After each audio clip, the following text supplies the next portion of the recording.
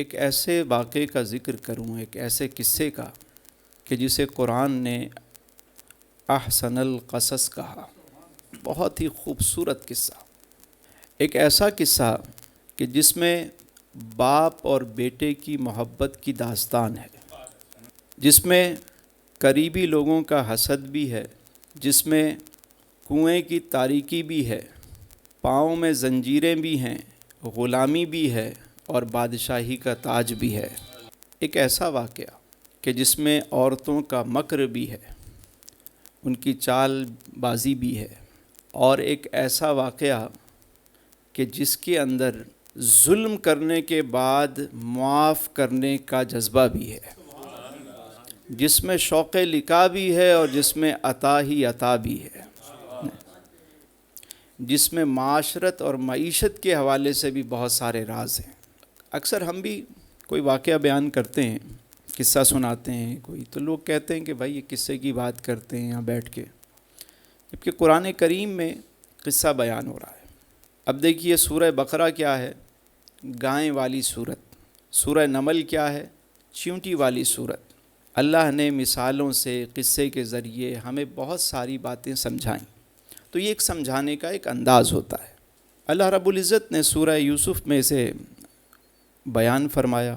حضرت یوسف علیہ السلام حضرت یعقوب علیہ السلام کے بیٹے ہیں، اور حضرت یعقوب علیہ السلام جو ہے وہ حضرت اسحاق علیہ السلام کے بیٹے ہیں، اور حضرت اسحاق علیہ السلام جو ہے وہ حضرت ابراہیم علیہ السلام کے بیٹے ہیں۔ تو یوسف علیہ السلام نبی ابن نبی ہیں۔ جب حضرت یوسف علیہ السلام کی عمر ہوئی 12 سال کے قریب، تو آپ نے ایک خواب دیکھا، اور صبح والد حضرت یعقوب علیہ السلام کے پاس آئے اور اپنا خواب بیان کیا۔ کیا کہتے ہیں؟ قرآن نے اسے بیان کیا کہ یا ابتی انی رأیت احد عشر کوکبا والشمس والقمر رأیتہم لی ساجدین۔ اے میرے والد، ابا جان، میں نے دیکھا کہ 11 ستارے، ایک سورج اور ایک چاند، سب مجھے سجدہ کر رہے ہیں۔ حضرت یعقوب علیہ السلام چونکہ خود نبی، علم و حکمت آپ کو عطا ہوئی، تو آپ نے جب یہ خواب سنا تو سمجھ گئے کہ اس میں بشارت بھی ہے، آنے والے وقت میں نبوت بھی ہے، اور انہیں بادشاہی بھی ملے گی، خوشخبری ہے اس کے اندر۔ تو حضرت یعقوب علیہ السلام نے اس خواب کو سننے کے بعد جو بات کی، کیا کہا؟ یا بنی لا تقصص رؤیاک علی اخوتک فیکیدوا لک کیدا۔ فرمانے لگے اے میرے بیٹے، اپنا خواب اپنے بھائیوں کے سامنے بیان نہ کرنا، ورنہ وہ تمہارے خلاف کوئی سازش کریں گے۔ ان الشیطان للانسان عدو مبین۔ بے شک شیطان انسان کا کھلا دشمن ہے۔ اب دیکھیے حضرت یوسف علیہ السلام کا خواب سن کر حضرت یعقوب علیہ السلام نے کیا نصیحت کی کہ بیٹا اپنا خواب اپنے بھائیوں سے بیان مت کرنا۔ حضرت یعقوب علیہ السلام کے 12 بیٹے تھے، 6 بیٹے ایک گھر والی سے، 2 بیٹے حضرت یوسف علیہ السلام اور بنیامین جو ہے وہ دوسری سے، اور 4 بیٹے جو ہے وہ آپ کی جو تیسری بیوی تھی ان سے تھے۔ تو یوں 12 بیٹے تھے آپ کے، چونکہ وہ سوتیلے بھائی تھے، اور حضرت یعقوب علیہ السلام حضرت یوسف علیہ السلام سے بڑی محبت رکھتے تھے، بڑی انسیت رکھتے تھے، کیونکہ ظاہر ہے کہ خود بھی نبی تھے، جانتے تھے کہ یہ نبی ہے اور نبوت سے سرفراز ہوگا، آثار بتاتے تھے، چیزیں بتاتی تھیں، تو بڑی شفقت فرماتے، بہت زیادہ خیال رکھتے۔ یہی وجہ ہے کہ اس بات کی وجہ سے دوسرے بھائیوں میں ایک حسد پیدا ہو گیا۔ بکریاں چرانے ہم جاتے ہیں، کام سارا ہم کرتے ہیں، اور والد صاحب کی توجہ ساری جو ہے وہ ان پر ہے، یہ سارا دن والد صاحب کے ساتھ بیٹھے رہتے ہیں۔ اب ان کو ایک حسد شروع ہوا، تو انہوں نے کہا کہ بھائی وہ پہلے ہی بہت زیادہ خفا تھے، تو والد صاحب نے کہا کہ اپنا خواب انہیں مت سنانا، کہیں ایسا نہ ہو کہ یہ تمہارے خلاف کوئی سازش کریں، یعنی ایسا خواب ان کے علم میں آ گیا تو یہ یقیناً کوئی سازش کریں گے۔ اب اس میں دو باتیں ہیں، ایک تو یہ کہ سچے خواب بھی آتے ہیں اور اس میں بہت ساری حکمتیں ہوتی ہیں، ظاہر ہے کہ ہر خواب کے کچھ معنی ہوتے ہیں، سچا خواب بھی دیکھا جاتا ہے، اور اس میں یہ بھی پتہ چلا کہ اپنا خواب ہر کسی کو بیان نہیں کرنا چاہیے، اسے بیان کرنا چاہیے کہ جو آپ کا ہمدرد ہے، آپ کا کوئی غمگسار ہے، کوئی ایسا شخص کہ جو آپ کے خواب کو سنے بھی اور اس کی تعبیر بھی آپ کو بتائے، یعنی معبر بھی ہو، وہ سمجھتا ہو، اس کی تعبیر بھی سمجھتا ہو۔ خواب ہر ایک کو نہیں بتانا چاہیے، اور خاص طور پہ اسے تو بالکل ہی نہیں بتانا چاہیے جس سے یہ شک ہو کہ یہ کہیں حسد رکھتا ہے۔ اور اس سے یہ بھی پتہ چلا کہ آج کل کے زمانے کے اعتبار سے اگر ہم اس کو دیکھیں تو ہر چیز کو شو آف بھی نہیں کرنا چاہیے۔ ہمارے یہاں جو آج کل ایک معاملہ چل پڑا ہے، ہر جگہ کی تصویر لی اور اس کو وائرل کر دیا، پوری فیملیز کی ہر چیزیں، سب کھانا کھانے بیٹھیں گے، پہلے تصویر کھینچیں گے، اس کو انسٹاگرام پہ لگائیں گے، سب کو بتائیں گے کہ جی ہم نے یہ کھانا کھایا ہے، اور اس کے بعد کھانا کھائیں گے، اور ایک ایک منٹ کے جو وہ کیا کہتے ہیں اسٹیٹس، وہ روزانہ لگ رہے ہوتے ہیں۔ اب آپ بتائیں، بعد میں آتے ہیں کہ صاحب ذرا چیک کریں کسی نے کچھ کروا تو نہیں دیا، سر بہت بھاری ہو رہا ہے، طبیعت بڑی عجیب سی ہو رہی ہے، معاملہ یہ ہوا، کہیں کسی نے کچھ کر تو نہیں دیا۔ اب میں اگر یہ کہوں کہ حضرت آپ نے خود ہی کیا ہے تو وہ ناراض ہو جاتے ہیں۔ تو اس چیز سے ہمیشہ احتیاط کرنی چاہیے، کیا چیز لگانی ہے، کتنی لگانی ہے، لوگوں کو کتنا بتانا ہے۔ آپ سمجھ رہے ہوتے ہیں کہ سارے واہ واہ کریں گے، سارے آپ کے خیر خواہ تو نہیں ہوتے، اس میں حاسدین بھی ہوتے ہیں، بہت سارے لوگ ایسے بھی ہوتے ہیں جو آپ کو پسند نہیں کرتے۔ تو ہر چیز ہر ایک کو نہیں بتانی چاہیے، بلکہ بہت کوئی قریبی بھی ہے اور وہ اگر آپ سے حسد رکھتا ہے تو اس سے بھی ذرا احتیاط کرنی چاہیے۔ تو حضرت یعقوب علیہ السلام نے منع فرمایا کہ اپنا خواب اپنے بھائیوں کو مت بتانا۔ اب ادھر بھائی ویسے ہی پہلے سے پلاننگ کر رہے تھے، اور اس خواب کی بھی کہیں نہ کہیں کسی طریقے سے انہیں خبر ہو گئی۔ انہوں نے آپس میں ایک مشورہ کیا کہ ہم سارے ان کو لے کر جنگل میں جاتے ہیں اور وہیں قتل کر دیتے ہیں انہیں، نہ یہ ہوں گے نہ والد صاحب ان کی طرف، چند دن والد صاحب اداس ہوں گے، اس کے بعد والد صاحب کی ساری توجہ ہماری طرف ہوگی۔ اب وہ یہ پلاننگ کر کے آئے اور حضرت یعقوب علیہ السلام کے پاس پہنچے، والد صاحب سے عرض کی کہ آپ یوسف کو ہمارے ہمراہ بھیج دیں، کل ہم جا رہے ہیں گھومنے کے لیے، جنگل میں ہم جا رہے ہیں سارے، وہاں پہ پکنک کریں گے، وہاں پہ ذرا گھومیں گے پھریں گے، شکار کریں گے، تو ہمارا بھائی ہے یہ گھر پہ ہی رہتا ہے، آج اسے چلیں کام کاج پہ نہیں بھیجتے تو ہمارے ساتھ گھومنے بھیج دیں۔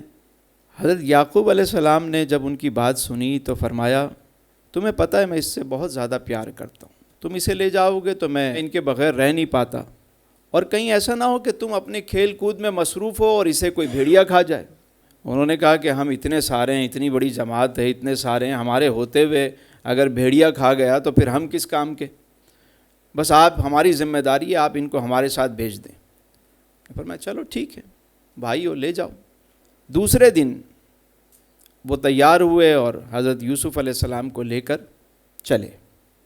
والد صاحب جب باہر آ کے کھڑے ہو گئے، حضرت یعقوب علیہ السلام دروازے پہ کھڑے ہیں، انہوں نے یوسف علیہ السلام کو کیا کیا، اپنے کندھوں پہ بٹھا لیا اور نعرے لگاتے ہوئے اور مطلب پورے پروٹوکول کے ساتھ لے کر جا رہے ہیں، اور اس وقت تک اس پروٹوکول سے لے کر چلتے رہے جب تک والد صاحب کی نظروں سے دور نہیں ہو گئے۔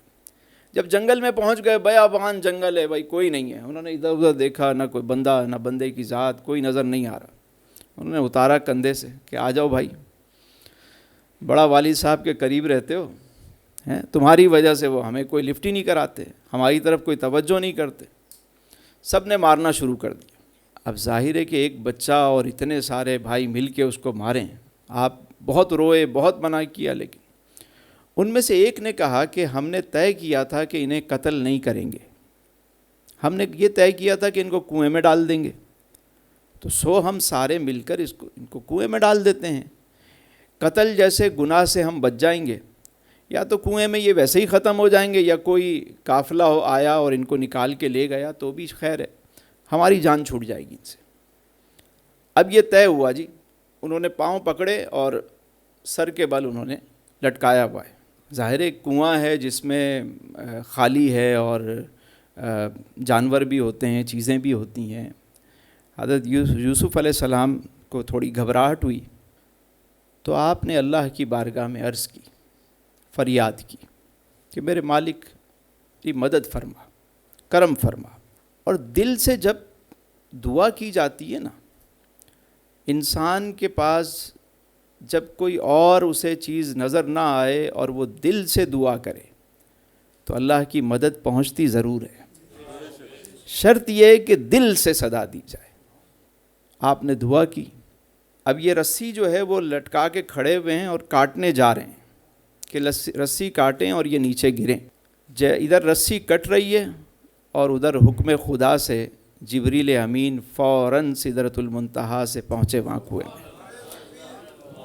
کنویں میں نیچے یوسف علیہ السلام کے تشریف لانے سے پہلے انہوں نے اپنے پروں پہ انہیں لے لیا اور نیچے ایک چٹان تھی، پتھر تھا، اس پہ بٹھایا، ان کی دل جوئی کی، انہیں خوشخبری سنائی کہ عنقریب اس سے رہائی ملے گی، صبر سے کام لیں۔ یہ ساری بات ہو رہی ہے کیونکہ بھائیوں نے انہیں کنویں میں ڈالنے سے پہلے ان کی قمیض اتار لی تھی، قمیض اتار کے ایک بکری کا بچہ ذبح کر کے اس کے چھینٹے وینٹے سارے اس کے اوپر لگا لیے کہ ہم جا کے والد صاحب کو بتائیں گے کہ انہیں بھیڑیا کھا گیا، اور بغیر قمیض کے انہوں نے کنویں میں۔ حضرت یوسف علیہ السلام کے گلے میں حضرت یعقوب علیہ السلام نے ایک تعویذ انہیں پہنایا ہوا تھا۔ تعویذ اس سینس میں تھا کہ وہ ایک قمیض تھی جو غلاف کے اندر سلی ہوئی تھی، اور وہ انہوں نے ان کو پہنائی، ہمیشہ پہنا کے رکھتے تھے تاکہ انہیں نظر نہ لگے۔ اور وہ جو تعویذ تھا اس کے اندر ایک قمیض تھی، اور وہ قمیض تھی حضرت ابراہیم علیہ السلام کی۔ جب سیدنا ابراہیم علیہ السلام کو نارے نمرود میں ڈالا جا رہا تھا تو نمرود نے کیا کیا، آپ کی قمیض اتار کے آپ کو آگ میں ڈالا، تو حضرت جبریل امین جو ہے وہ ریشمی لباس، ایک قمیض لے کر، جنتی لباس لا کر انہوں نے آپ کو پہنایا تھا، اور وہ لباس حضرت ابراہیم علیہ السلام نے حضرت اسحاق کو دیا، اور حضرت اسحاق نے حضرت یعقوب کو دیا، اور حضرت یعقوب نے اپنے بیٹے کے گلے میں ڈال دیا۔ تو جب کنویں میں پہنچے تو حضرت جبریل امین نے وہ تعویذ اتارا اور اس کے اندر سے قمیض نکالی اور آپ کو پہنا دی۔ ادھر بھائی جو ہیں وہ سارے انہوں نے بکری ذبح کی، کرتے پہ چھینٹے پھینکے تاکہ لگے کہ اس پہ خون کے نشان ہیں، اور لے کر جب رات ہوئی تو سارے پہنچے اور باہر جا کے رونا شروع کر دیا، رو رہے ہیں کھڑے ہو کے، زاروں قطار چیخ رہے ہیں۔ حضرت یعقوب علیہ السلام باہر آئے اور کہا کیا ہوا، کوئی بکری گم ہو گئی، کیا ہو گیا؟ کہا نہیں جی غضب ہو گیا۔ کیا ہوا؟ کہا یوسف کو جو ہے وہ بھیڑیا کھا گیا، اور یہ دیکھیے یہ اس کی قمیض ہے، بس یہ قمیض ہمارے ہاتھ لگی، باقی وہ تو پورا انہیں کھا گیا، لے گیا۔ حضرت یعقوب علیہ السلام نے وہ قمیض اٹھائی اور اپنے چہرے پہ رکھی، آپ روئے اور فرمانے لگے کہ عجیب بھیڑیا تھا کہ یوسف کو تو کھا گیا لیکن قمیض کہیں سے بھی نہیں پھٹی۔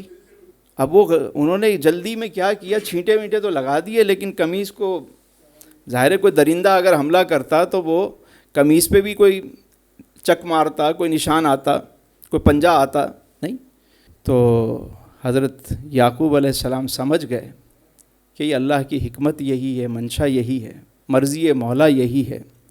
تو آپ نے فرمایا فصبر جمیل، میں اس پہ صبر کرتا ہوں، میں اللہ کی اس مشیت پہ میں صبر کرتا ہوں، اور میرا رب جو چاہتا ہے نا وہ ہو کر رہتا ہے، واللہ غالب علی امرہ ولکن اکثر الناس لا یعلمون، اس کا امر جو ہے وہ غالب ہو کر رہتا ہے، بہت سارے لوگ اس بات کو نہیں جانتے۔ اللہ بیان فرماتا ہے کہ اب ہوا کیا، یہ سارا ایک پروسیس ہے۔ دیکھیے کنویں کی گہرائی میں ہیں، تنہائی میں ہیں، لیکن اللہ نے کیسے انتظام کیا، انہیں نکالا۔ 3 دن کے بعد وہاں ایک قافلہ آیا، تاجر تھے، انہوں نے کہا بھائی پانی نکالتے ہیں، ڈول ڈالو۔ تو کسی نے کہا یہ کنواں تو بہت پرانا ہے، خشک ہے، پتہ نہیں پانی ہو نہ ہو۔ ایک نے کہا بھائی چیک کر لیتے ہیں۔ اب انہوں نے اندر ڈول کو گرایا، اب جیسے ہی انہوں نے کھینچا تو کہا خوشخبری، مبارک ہو مبارک ہو۔ انہیں تو یہ نہیں پتہ تھا کہ پانی ہے کیا ہے۔ جیسے ہی وہ کہنے لگے یار بہت بھاری ہے، اتنا پانی بھاری تو نہیں ہوتا۔ کئی لوگوں نے مل کے کھینچا، جیسے ہی حضرت یوسف علیہ السلام کنویں سے باہر آئے اور انہوں نے وہ روشن اور خوبصورت چہرہ دیکھا تو کہا ہذا غلام، یہ کیسا انعام ملا، بڑے خوش ہوئے۔ اتنے میں ان کے بھائی بھی، وہ ظاہر ہے کہ ادھر دن بھر نظر رکھتے تھے کہ یہاں ہو کیا رہا ہے، تو ایک بھائی آ گیا، اس نے باقیوں کو بھی بلا لیا۔ انہوں نے کہا بھائی یہ تو ہمارا غلام ہے، بھاگا ہوا غلام ہے، یہ تو ہمارے یہاں سے بھاگ گیا تھا، ہمارا غلام ہے۔ انہوں نے کہا بھائی ہمیں ملا ہے کنویں سے، کہا بھائی پیسے دو گے تو ہم تمہیں دیں گے۔ انہوں نے بڑی سستی قیمت میں سوداگروں کے ہاتھوں بھائی کو بیچ دیا۔ اب یوسف علیہ السلام یہ درد بھی سہ رہے ہیں کہ بھائی ان کے سامنے یہ کہہ رہے ہیں کہ یہ غلام ہے، ہمارا بھاگا ہوا غلام ہے، یہ درد بھی سہ رہے ہیں۔ کنویں میں بھی آپ تھے، وہاں سے نکالے گئے، آپ کے سامنے وہ سوداگر آپ کو لے کے جا رہے ہیں۔ انہوں نے کہا بھائی ایک کام ہے، ایک شرط پہ ہم آپ کو دیتے ہیں کہ آپ ان کو یہاں سے دور کہیں لے جا کے بیچ دیں، ہمیں کوئی مسئلہ نہیں، مگر یہاں قریب میں نہیں بیچیے گا۔ مگر ٹھیک ہے ہم تو مصر جا رہے ہیں، وہیں جا کے بیچیں گے۔ اب یہ کنعان جو ہے وہ آج کل جس کو ہم غزہ کی پٹی کہتے ہیں، یہ سارا ایریا جو ہے کوہ سینا والا، یہ سب جو ہے یہ اسی میں شمار کیا جاتا ہے، کنعان کہلاتا تھا۔ اور پہلے یہ نہر سوئس تو نہیں تھی، سوئس کینال نہیں تھی، تو لوگ افریقہ سے اوپر سے گھوم کے جاتے تھے۔ ہاں خشکی کا راستہ تھا یہاں سے مصر جانے کا، جہاں سے یہ تاجر جو ہے وہ آپ کو لے کر مصر کی طرف روانہ ہوئے۔ تو راستے میں حضرت یوسف علیہ السلام کی والدہ کی قبر بھی تھی۔ اب جیسے ہی انہیں وہ نظر آئی تو وہ بلک بلک کر روئے کہ والد کی بھی جدائی، ماں کی قبر کے پاس سے گزرے تو وہاں بھی حالت غیر ہوئی۔ آپ کو لے کر وہ قافلہ مصر پہنچ گیا۔ مصر جا کر انہوں نے انہیں غسل کرایا، نئے کپڑے پہنائے۔ اب جب تازہ غسل کر کے نئے کپڑے پہن کر وہ بازار میں لے کر آئے فروخت کے لیے، تو وہاں تو ایک میلہ لگ گیا۔ وہ تاجر خود کہنے لگے ہم نے زندگی میں اتنا خوبصورت غلام نہیں دیکھا ہے، غلام تو غلام، ہم نے تو اتنا خوبصورت انسان نہیں دیکھا کبھی۔ لوگ جمع ہونا شروع ہو گئے، اب بولیاں لگیں، کسی نے کہا بھائی اتنے لے لو، کسی نے کہا اتنے لے لو۔ اب وہ سوداگر بھی سمجھ گئے کہ ایسا مال تو ہمارے پاس قسمت سے آیا ہے، سستی قیمت پہ تو ہم نہیں بیچیں گے۔ بڑے بڑے تاجر کھڑے ہوئے، خریدار کھڑے ہوئے، لیکن وہ قیمت بڑھا رہے ہیں۔ اتنے میں عزیز مصر وہاں سے گزرا۔ ایک تو بادشاہ تھا ریان جو مصر کا بادشاہ تھا، لیکن ایک اس کا جو امور سلطنت چلاتا تھا اسے عزیز مصر کہا جاتا تھا۔ تو عزیز مصر وہاں سے گزرا اپنی مسز کے ساتھ، ان کی جو مسز تھی ان کا نام زلیخا تھا، گزرے۔ تو انہوں نے جب دیکھا تو ان کی گھر والی کہنے لگی اتنا خوبصورت غلام خریدو۔ جب سوداگروں نے دیکھا کہ بادشاہ خود خریدار ہے، انہوں نے کہا بھائی سونے میں بھی تولو، چاندی میں بھی تولو، جواہرات میں بھی تولو، 7 اقسام کی چیزوں سے تول کر ہم دیں گے۔ وہ آگے بھی بادشاہ تھا، اس نے کہا بھائی منہ مانگی قیمت دو اور لے لو انہیں۔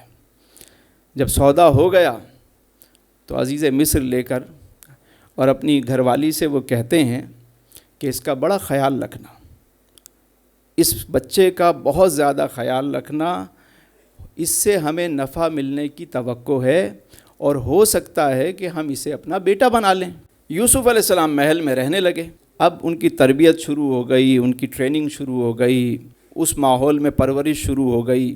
آہستہ آہستہ ایک اٹھان جو ہے وہ ان کی اٹھنے لگی، بہتر ہونے لگی۔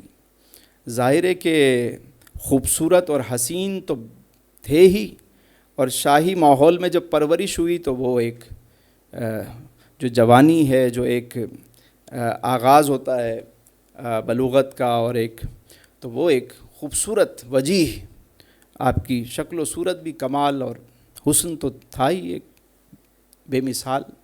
تو وہ جو عزیز مصر کی گھر والی تھی زلیخا، وہ آہستہ آہستہ اس کا جو ذہن ہے وہ آپ کی طرف مائل ہونے لگا، اور اس نے اپنے اشارے کنائے سے کئی دفعہ آپ کو راغب کرنے کی کوشش کی، لیکن چونکہ یوسف علیہ السلام کی تربیت ایسی تھی اور اس عالی گھرانے سے تعلق رکھتے تھے، آپ نے کبھی اس طرف توجہ نہیں کی۔ وہ بہت دفعہ بند سنور کے آپ کے قریب، لیکن آپ کی توجہ اس طرف تھی نہیں، آپ اپنے کام میں مصروف رہتے۔ بالآخر اس ماحول میں رہتے ہوئے جب کافی سال ہو گئے اور آپ تقریباً کوئی 19-20 سال کی عمر میں پہنچے، زلیخا نے ایک الگ سے ایک محل بنوایا، اور ایک دن آپ کو لے کر کہا کہ آؤ، یہ جو نیا گھر بنایا ہے اس کو ذرا دیکھتے ہیں۔ آپ ساتھ چل دیے، تشریف لے گئے ساتھ۔ اب جیسے ہی وہاں پہنچے تو وہ گھر اس اسٹائل سے تھا کہ ایک دروازے سے جیسے انٹر ہوتے، جیسے ہی آپ انٹر ہوئے تو وہ دروازہ لاک اور اس پہ قفل لگ گیا۔ دوسرا دروازہ، پھر اس کے بعد تیسرا، چوتھا، یوں آگے بڑھتے رہے، اور آگے ایک بہت بڑا بیڈ روم تھا، بیڈ لگا ہوا تھا اور ایک سجا سنورا کمرہ۔ جب وہاں آپ پہنچے تو وہاں بھی کنڈی لگ گئی اور تالا لگ گیا دروازے پہ۔ تو زلیخا نے آپ کا ہاتھ جو ہے وہ پکڑ لیا اور اپنا ارادہ آپ پہ ظاہر کیا۔ تو حضرت یوسف علیہ السلام نے کہا میں اللہ کی پناہ مانگتا ہوں اس فعل سے بھی اور اس ارادے سے بھی، اور فرمانے لگے کہ میں اس شخص کے ساتھ کیسے بے وفائی کر سکتا ہوں جس نے مجھے خریدا، میری پرورش کی، اپنے گھر میں رکھا، میری تربیت کی، میں ایسا کیسے کر سکتا ہوں۔ بہت سمجھانے کی کوشش کی انہیں، لیکن وہ اپنے جو ہے وہ جنون میں تھیں، نہ مانی۔ تو حضرت یوسف علیہ السلام یہ جانتے دیکھ رہے تھے کہ تالے لگے ہوئے ہیں، دروازے بند ہیں، باوجود اس کے آپ نے باہر کی جانب دوڑ لگا دی۔ جیسے ہی آپ دروازے کی طرف دوڑے، اس نے پیچھے سے آپ کا دامن پکڑ لیا، قمیض آپ کی پیچھے سے پکڑ لی اور وہ پھٹ بھی گئی، لیکن آپ اس کی پرواہ کیے بغیر جیسے ہی دروازے کے پاس پہنچے، قدرت خدا کی دیکھیے کہ دروازے خود بخود کھلنا شروع ہو گئے، سارے کھلتے گئے یہاں تک کہ آپ باہر آئے۔ جیسے ہی باہر آئے تو عزیز مصر سامنے کھڑا ہوا ہے، زلیخا بھی پیچھے آ گئی۔ اب اس عورت نے جب دیکھا کہ بادشاہ سامنے ہی ہے تو وہ کہنے لگیں کہ اس شخص کو کیا سزا دی جائے گی جو آپ کی بیوی کو غلط نگاہ سے دیکھے اور اس پہ ہاتھ ڈالنے کی، اس کی عزت پہ کوشش کرے۔ یعنی اب اس نے فوراً ایک چال چلی۔ حضرت یوسف علیہ السلام نے سارا واقعہ بیان کیا کہ بھئی ایسا واقعہ نہیں تھا، یہ ہے معاملہ، یہ مجھے خود لے کر گئی اور یہ ساری چیز ہوئی، میں ایسا سوچ بھی نہیں سکتا۔ تو بادشاہ نے کہا کہ تمہارے پاس کوئی گواہ ہے؟ آپ نے فرمایا کہ اس محل میں ایک بچہ ہے جو 4 ماہ کا ہے اور زلیخا کے ماموں کا بیٹا ہے، اس کو بلا لو، وہ میری گواہی دے گا۔ بادشاہ کہنے لگا بھئی 4 ماہ کا بچہ کوئی گواہی دے گا؟ آپ نے فرمایا بلا لو، اللہ تعالیٰ کے حکم سے وہ میری گواہی دے گا۔ بچے کو جب لایا گیا تو بچے نے فصیح زبان میں کہا کہ اگر کرتا، یوسف علیہ السلام کا کرتا اگر آگے سے پھٹا ہے تو آپ گناہ گار ہیں، اور اگر پیچھے سے پھٹا ہے تو یہ خاتون جھوٹ بول رہی ہے۔ تو جب چیک کیا گیا تو آپ کا کرتا پیچھے سے پھٹا ہوا تھا۔ اللہ تعالیٰ نے آپ کو وہاں سے اس طرح آپ کی عزت اور آپ کی عصمت، ان تمام چیزوں کی اللہ تعالیٰ نے حفاظت فرمائی۔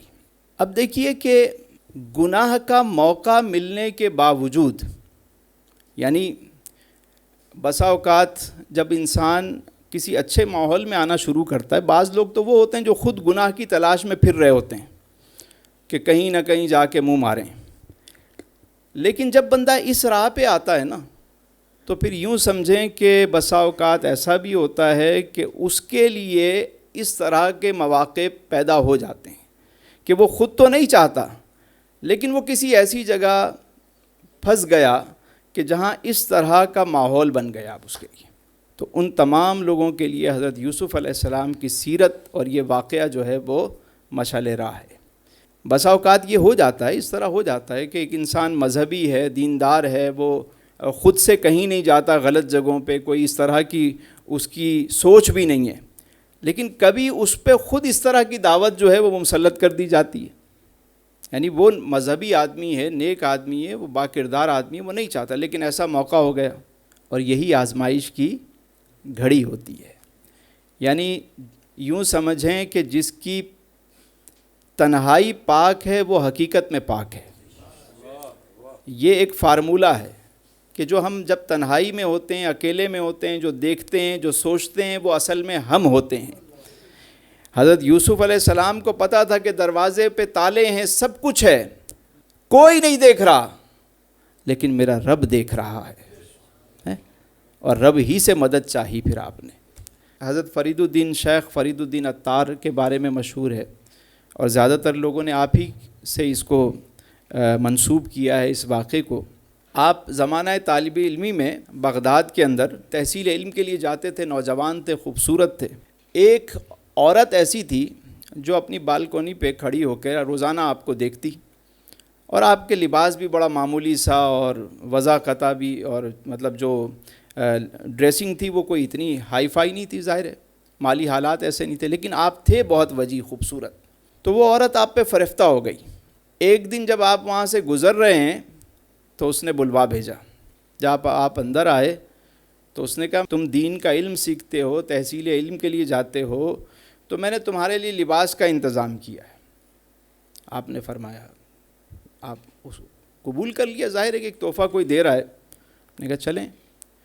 وہ کہنے لگی لیکن میری خواہش یہ ہے کہ تم اسے اندر جا کے غسل کرو اور تیار ہو کے مجھے دکھا دو۔ آپ گئے، تیار ہوئے، لباس پہنا، باہر آئے۔ اب جب صاف ستھرے نہا دھو کر آپ نے وہ لباس پہنا اور جب باہر آئے تو ایک شہزادے کی طرح معلوم ہو رہے تھے۔ خاتون نے کہا کہ اب تو تمہیں میں یہاں سے جانے نہیں دوں گی۔ دروازے بند کر دیے اور کہا کہ تم یہیں رکو گے دن میں بھی اور رات میں بھی، جب تمہیں چھٹی ملے گی، جتنا پیسہ چاہیے میں دینے کو تیار ہوں۔ آپ فرماتے ہیں کہ میں نے بڑی منت سماجت کی لیکن وہ نہ مانی، تو مجھے اور تو کچھ نہ سوجھا۔ میں نے اس سے کہا کہ مجھے واش روم جانا ہے۔ اس نے کہا اچھا جاؤ، ہو کر آ جاؤ۔